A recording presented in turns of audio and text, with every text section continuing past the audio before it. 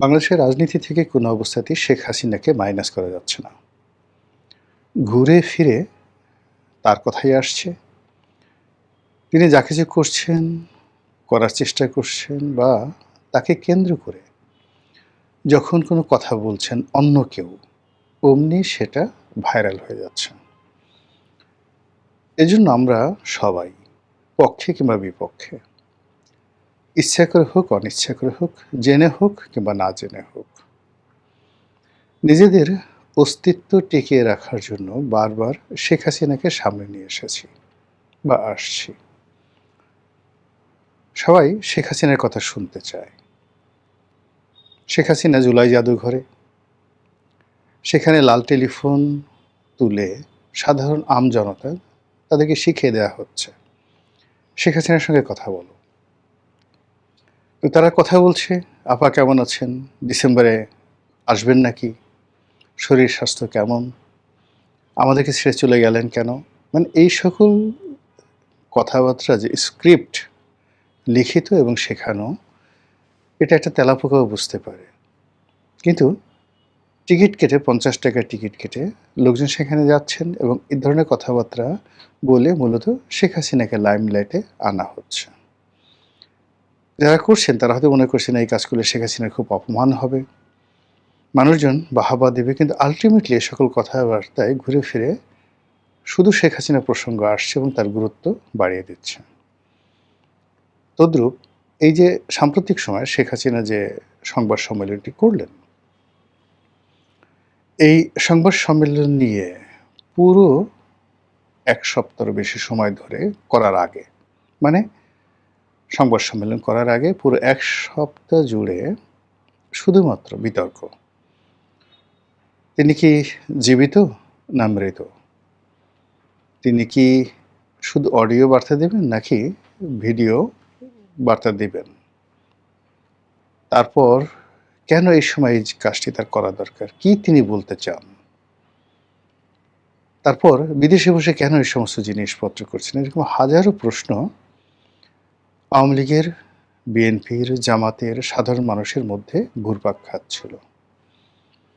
এবং সেই সংবাদ সম্মেলনের একদম আগে বা ১ দিন ২ দিন আগে মোটামুটি প্রচার হয়ে গেল যে তিনি আগের মতোই আগে রেকর্ড করা তার যে বক্তব্য, সে বক্তব্য তিনি দেবেন।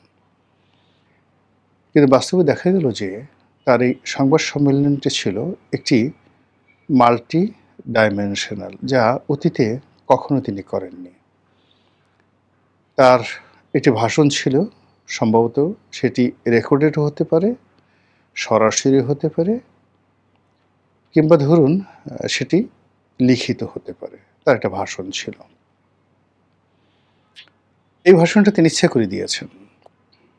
করে দিয়েছেন যেন লোকজন বিতর্ক করার সুযোগ পায় এবং লোকজন প্রথমে মনে করে যে তিনি এটা রেকর্ডের ভাষণ দিয়েছেন। কিন্তু যখন তাকে সরাসরি প্রশ্ন করা হলো, কিছু প্রশ্নের উত্তর তিনি নিজে না দিয়ে খুব কৌশল করে বললেন যে এই বিষয়টি আমার ছেলে বলবে।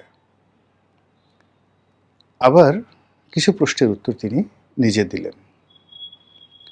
তার বক্তব্য দিতে গিয়ে তিনি হেসেছেন রীতিমতো। অন্য সময়ের মতো তিনি কাঁদেননি। তার আচার আচরণ, চালচলন, কথাবার্তায় দৃঢ়তা ছিল এবং পুরো ভাষণটির মধ্যে এবং তার বক্তব্যের মধ্যে এটি যে কোনো এআই নির্মিত নয়। তিনি যে সরাসরি কথা বলছেন, এটি প্রমাণ করার একটা সর্বোচ্চ চেষ্টা তার ছিল।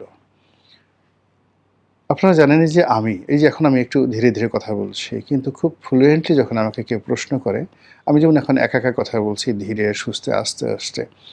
এই ভার্সনটি আসলে যেকোনো মানুষ নকল করতে পারবে এআই দিয়ে। কিন্তু টেলিভিশনে যখন আমি বক্তব্য দেই বা আমাকে যখন কোনো প্রশ্ন করে কেউ, অথবা ওটার কাউন্টারে আমি যে তাৎক্ষণিক জবাব দেই, এটি কোনো অবস্থাতেই এআই দ্বারা সম্ভব নয়। ২ নম্বর হলো যে মানুষ যে স্বাভাবিক গতিতে হাসে ইন জেনারেল, এটা কখনোই এখনো পর্যন্ত কোনো রোবট এটা তৈরি করতে পারেনি। রোবট হাসতে পারে বা হাসার শব্দ করতে পারে, কিন্তু আপনি বুঝতে পারবেন। তো সেই ক্ষেত্রে যেটি হচ্ছে, শেখ হাসিনা জানতেন যে তাকে নিয়ে কী ধরনের বিতর্ক হবে, লোকজন কী ধরনের কথাবার্তা বলবে, ফলে সেই কথার একটি বৈজ্ঞানিক, একটি জিওমেট্রিক মানে জ্যামিতিক এবং একটি ম্যাথমেটিক্যাল অর্থাৎ গাণিতিক তিনি ব্যাখ্যা দাঁড় করানোর জন্য তার সেই পুরো সংবাদ সম্মেলনটিকে তিনি একটি ভার্সেটাইল সংবাদ সম্মেলন করেছেন।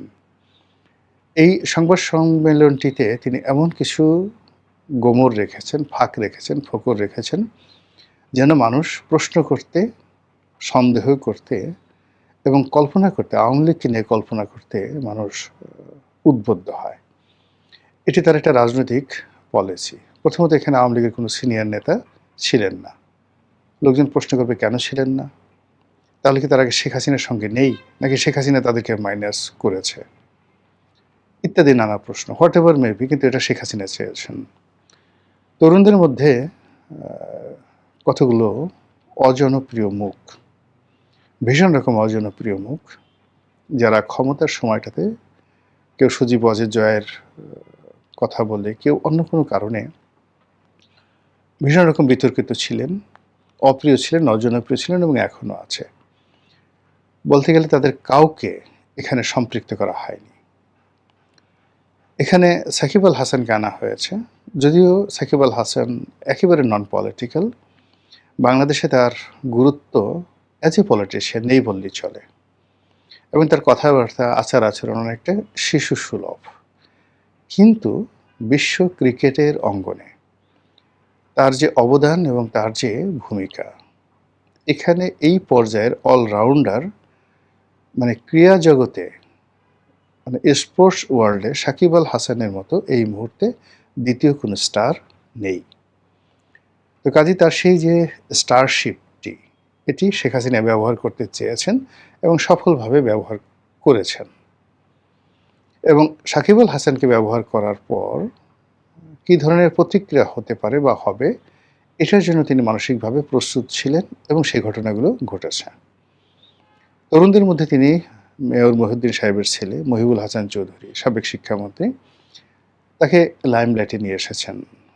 লাইমলাইটে নিয়ে এসেছেন, এর মাধ্যমে তিনি আসলে সামনের একটা ভিশন যে তিনি কী ধরনের তরুণদেরকে সামনে টানতে চাচ্ছেন, রাজনীতিতে সম্পৃক্ত করতে চাচ্ছেন, তার একটা পোর্ট্রেট তিনি মহিবুল হাসান চৌধুরীর মাধ্যমে জাতির সামনে তুলে ধরেছেন। অন্যদিকে জয়কে তিনি যে রাজনীতিতে আনতে চান এবং জয়ও রাজনীতিতে আসতে চান, এবার এই বক্তব্যের মাধ্যমে সেটা মনে হলো।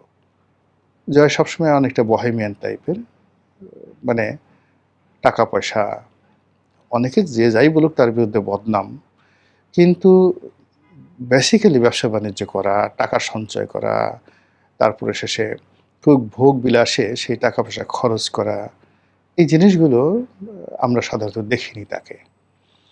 কিংবা তার বিবাহ বিচ্ছেদ ঘটেছে, হয়তো একাধিক প্রেমের ঘটনা ঘটেছে, এটা স্বাভাবিক হিউম্যান বডি মাইন্ড অনুযায়ী যা হওয়ার তাই। কিন্তু নারী নিয়ে, যৌনতা নিয়ে যে বিকৃত রুচি, অন্যের বউয়ের সঙ্গে রাত কাটানো, বন্ধুবান্ধবের স্ত্রীদেরকে নিজের বিছানায় নিয়ে নেওয়া, হলিউড বলিউডের বিভিন্ন নায়িকাদেরকে শয্যাসঙ্গী করা, টাকার বিনিময়ে তাদেরকে ভোগ করা, হানি ট্র্যাপ বলতে যেটি বোঝায়, এই বিষয়গুলো আসলে জয়ের বিরুদ্ধে কখনো ওঠেনি। বাংলাদেশের একটা নায়িকাকে কেন্দ্র করে পুতুলের হাজব্যান্ডকে নিয়ে নানা রকম বদনাম, মাশরুরকে নিয়ে আর বাংলাদেশের একজন কথিত সুন্দরী নায়িকাকে নিয়ে নানা রকম স্ক্যান্ডাল রয়েছে। তো এই স্ক্যান্ডালটি জয় সম্পর্কিত হতে পারত, তাকে নিয়েও তো বলা হতে পারতো যে সে প্রিয়াঙ্কা চোপড়ার সাথে এই কাজ করেছে, তারপর সেই রশ্মিকা মান্দানার সাথে এই কাজ করেছে, এগুলো তো বলতে পারতো, কিন্তু এই জিনিসগুলো আসলে আসেনি। সে তার মতো আছে, তার মতো চলছে এবং সে রাজনীতি নিয়ে কখনোই আগ্রহ দেখায়নি। কিন্তু এবারের এই সম্মেলনটির মাধ্যমে মোটামুটি যেভাবে তাকে উপস্থাপন করা হয়েছে, ইট মিনস সজীব ওয়াজেদ জয় রাজনীতিতে আসছেন এবং ওয়াজেদ মানে সজীব ওয়াজেদ জয় তিনি নিজেও আসতে চাচ্ছেন। এই হলো মোটামুটি ফ্যাক্ট। এখন এই ফ্যাক্ট নিয়ে বাংলাদেশে ভীষণ রকম আলোচনা হচ্ছে। প্রথম আলোচনাটা হলো যে এই অনুষ্ঠানটি সাজানো, যাদেরকে আনা হয়েছে, ভাড়া করে আনা হয়েছে, অনুগত বাংলাদেশের শেখ হাসিনা যেভাবে একটি অনুগত সাংবাদিক শ্রেণী তৈরি করে ফেলেছিলেন, ওরকম একটা সাংবাদিক শ্রেণী তিনি সেখানে তৈরি করে ফেলেছেন। বিশ্ব গণমাধ্যম থেকে ভাড়া করা সাংবাদিকদের এনে তিনি এই কাজগুলো করেছেন। এই কথাগুলো একদল বলছে। আরেক দল বলছে শেখ হাসিনা আসলে মারা গেছেন, তার কোনো অস্তিত্ব নেই এবং বাংলাদেশে শেখ হাসিনার অনেক আত্মীয়-স্বজন এখন মানে শেখ হাসিনার জামানাতে তারা ভালো, ভালো পদে ছিলেন। একটু দূরের আত্মীয়, কিন্তু শেখ হাসিনা তাদেরকে নিয়োগ দিয়েছিলেন।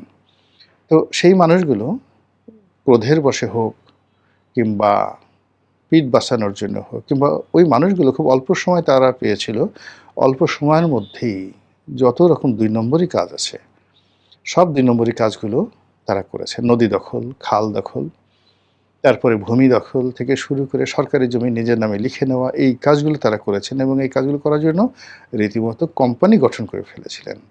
তো এরকম অনেকগুলো মানুষ আছেন যারা এখন নিজেরাই বলার চেষ্টা করছেন যে শেখ হাসিনা মূলত মরে গেছে, ২ মাস আগে মরে গেছে। কোথায় দাফন কাফন করা হচ্ছে বা হয়েছে এগুলো বলে দেওয়া হয়েছে এবং কয়জন লোক সেখানে ছিল ইত্যাদি ইত্যাদি। ভাগ্য ভালো এখন পর্যন্ত তারা কেউ বলেনি যে তাকে হিন্দু রীতিতে চিতায় নেওয়া হয়েছে এবং তাকে জ্বালিয়ে পুড়িয়ে তার যে দেহ এটা ভস্ম করে দেওয়া হয়েছে, এই কথাটা এখনো পর্যন্ত কেউ বলেনি।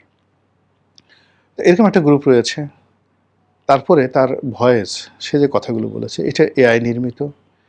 এরপরে আবার তিনি কেন মুখ দেখালেন না, এজন্য তার একটা ছবি ভীষণ রকম, মানে ভারতের যে রাষ্ট্রপতি আছে সেই যে দলিত সম্প্রদায় থেকে, তার ছবির অনুকরণে কালো কুচকুচে বয়স্ক একজন মহিলা, সমস্ত মুখের চামড়াগুলো একেবারে কুঁচকে গেছে।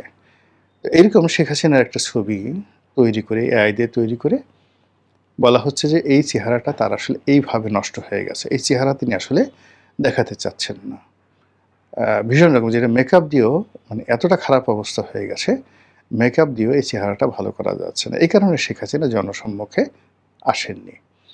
এখন ঘটনা যাই হোক না কেন, আমরা এই যে আলোচনা করছি, আমরা কথা বলছি, আমাদের এই কথার কারণে সরকার উত্তেজিত হচ্ছে, অস্থির হচ্ছে, বিভিন্ন জায়গাতে রেড অ্যালার্ট জারি হচ্ছে, বিভিন্ন জায়গাতে সতর্কতা গ্রহণ করা হচ্ছে এবং এই শেখ হাসিনার বক্তব্যের প্রেক্ষিতে বাংলাদেশে মহিবুল হাসান চৌধুরীর বাড়িতে আগুন লাগছে, সাকিব আল হাসানের বাড়িতে আগুন লাগানো হচ্ছে, আবার সেই আগুনের খবর সারা দুনিয়ার মিডিয়াতে চলে আসছে।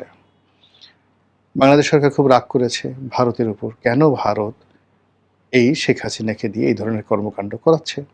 স্বরাষ্ট্রমন্ত্রী নিজে একবার বলছেন, কোথায় শেখ হাসিনা? শেখ হাসিনার নামে কেউ আসে নাকি? শেখ হাসিনার কেউ আসে তার ছবিকে দেখা গেছে? ইট মিনস তিনি তো জীবিত নন, বা এটা এআই নির্মিত। আপনারা এটা নিয়ে বাড়াবাড়ি করছেন কেন? ভালো কথা। এই কথা যেভাবে মাননীয় স্বরাষ্ট্রমন্ত্রী বলছেন, একই সময় আবার তার পররাষ্ট্র মন্ত্রণালয়, মানে স্বরাষ্ট্রমন্ত্রীর পররাষ্ট্র মন্ত্রণালয়